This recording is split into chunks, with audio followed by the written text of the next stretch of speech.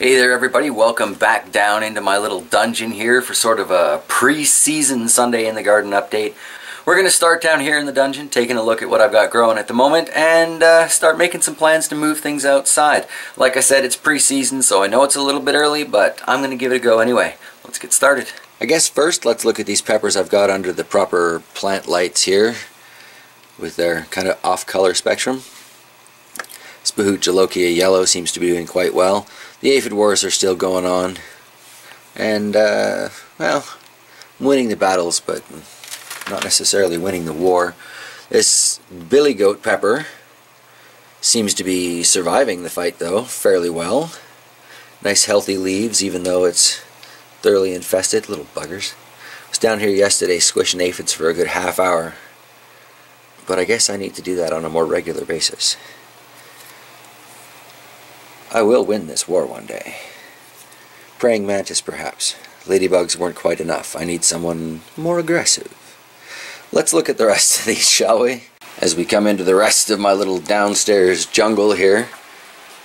Things seem to be doing alright. These transplants are looking pretty happy. Nobody's really thrown off those flower starts yet. I have a lot of tomato starts here. So I think some of these may be going outside today. I'm going to try a few things, see how that works out. Got a lot of growth going on top of the hydroponic garden that is unfortunately hiding the growth of the hydroponic garden. But that all seems to be doing fairly well. Definitely a case of, well, that one can't even see the light, that's terrible. Definitely a case of overplanting, but that's just the way I roll. Speaking of overplanting, this tomato, as beautiful as it is undoubtedly sucking the vast majority of the nutrients out of this garden, and it's not what I'm growing here. Really, the intention was to grow peppers. So I'm going to cut this up and clone it up, and it's going outside, or at least out of the garden. A bit of a shame, but such is life. I've got a flower on it over there. See if we can find that with the camera. Little tiny flower. Well, maybe I'll let that bit live for a bit. Still, I have a couple of containers that I use right now for just kind of storage, really, so plenty of room to plant one of those tomatoes in here, keep them downstairs. Still have a dungeon tomato on the grow, but not have it necessarily stealing a spot in the hero grower here. Let's take a look at these Chinese 5-color. Because there were two of these, and I was chatting with Dave S., Grown at Home in WV there, about his removing the flowers and the fruit to prevent kind of a stunted growth situation. I decided to leave this one here alone, so you'll see it's still got all its flowers on it, and if we look really closely here,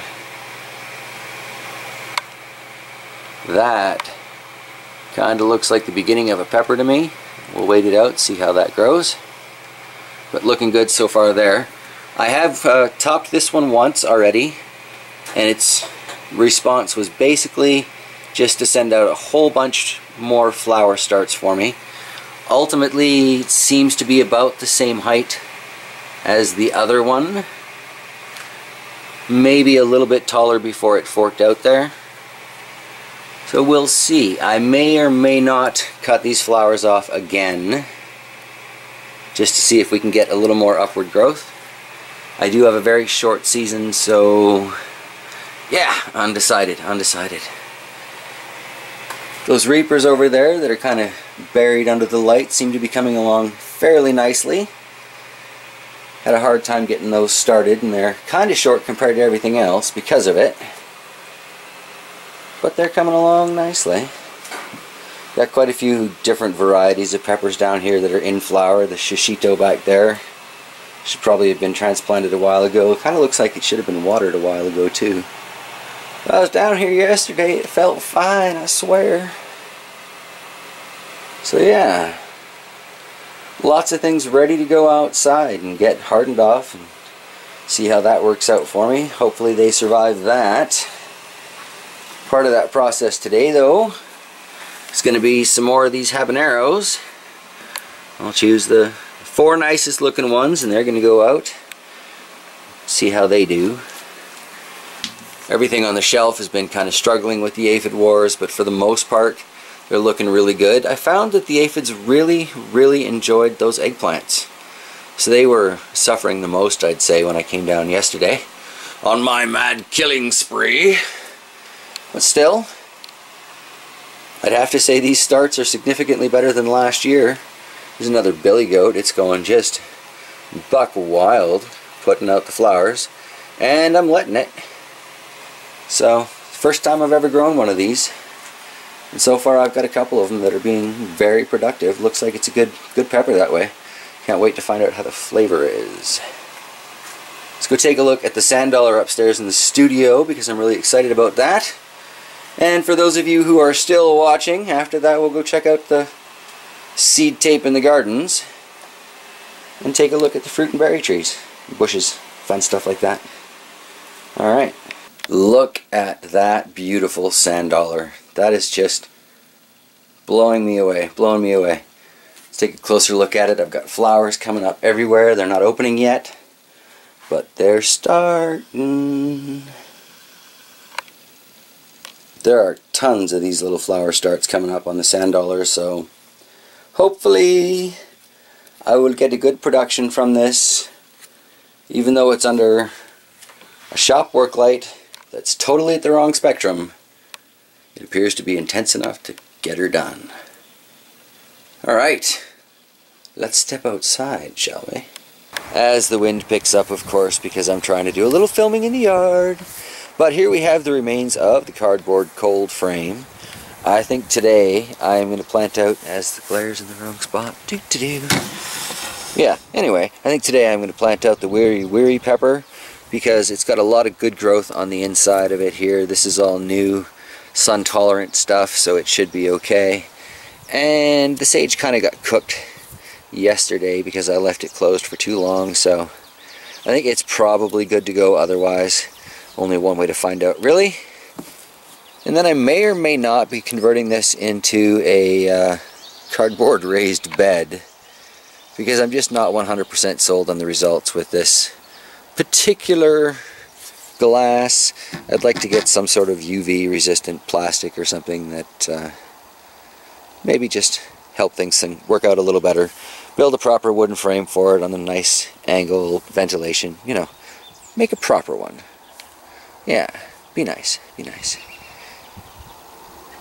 2 survivors though, it's a good start. Like I said, we're going to put these into the garden today, along with these 8 little volunteers here, because I could only find 8 milk jugs kicking around.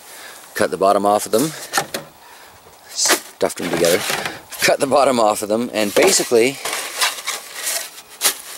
I'm just going to plunk them over the plants. Got a little weeding to do here, but makes use of the rest of this garden bed. Let's take a look at what I planted in there from seeds. Starting in the garden where I planted the beans and the peas, it looks like there's a bean coming up there. Looks like a bean coming up there.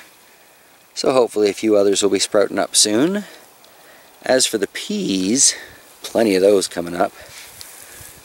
Getting nicely established in here. Good strong start. Couple of good strong starts. Row over. The beginning row. Up here in the corner. This is very promising. We'll see. Hopefully we don't have one more cold snap, because I'm supposed to wait until June 1st to be doing any of this, but everybody else is planting, so peer pressure, peer pressure.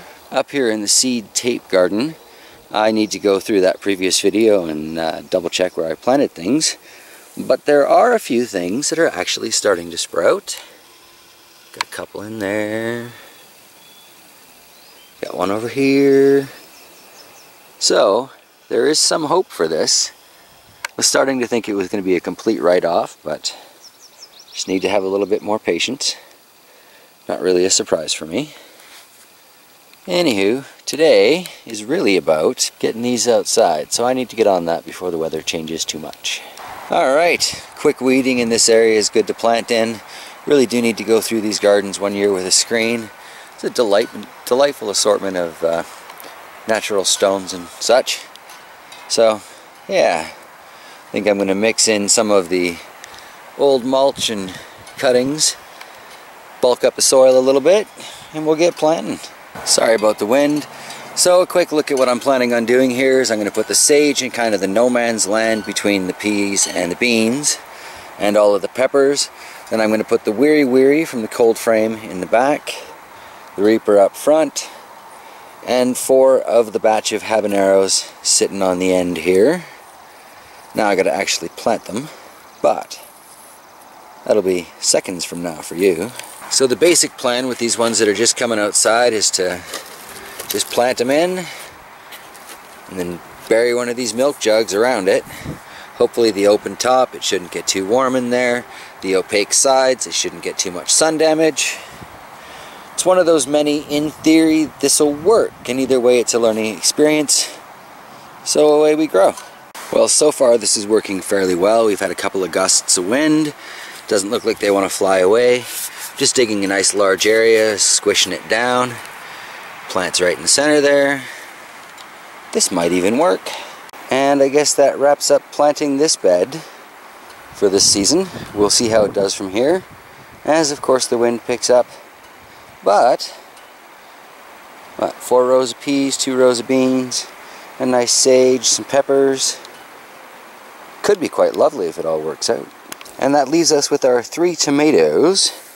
And all of these plants needed a good bit of space last year, so we're just going to put them in this whole garden, spread them right out, leave that little bamboo structure, so-called, and see what they do with it.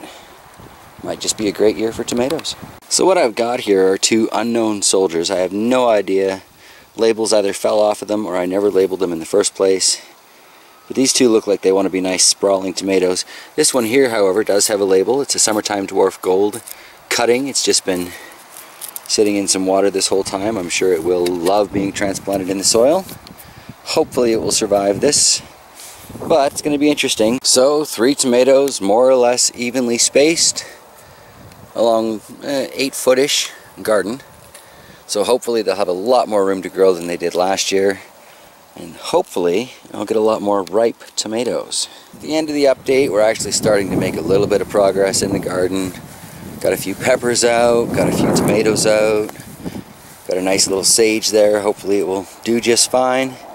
Those 2 are uncovered because I'm thinking being out under the glass they should be strong enough to go. Got to get some sort of labels made up for this seed tape garden. But I'm pleased to say, like I said earlier, looks like some things are actually sprouting. I think we'll save checking on the fruit trees and the berry bushes for next week. And that is where I'm going to wrap things up for now. Thank you all so much for sticking around, joining me for these weekly updates. It's so much fun to hear the feedback and get your advice, and usually take the opportunity to, well, put it to use in my garden and do just a little bit better. Alright everybody, have a fantastic week ahead. I will see you next Sunday.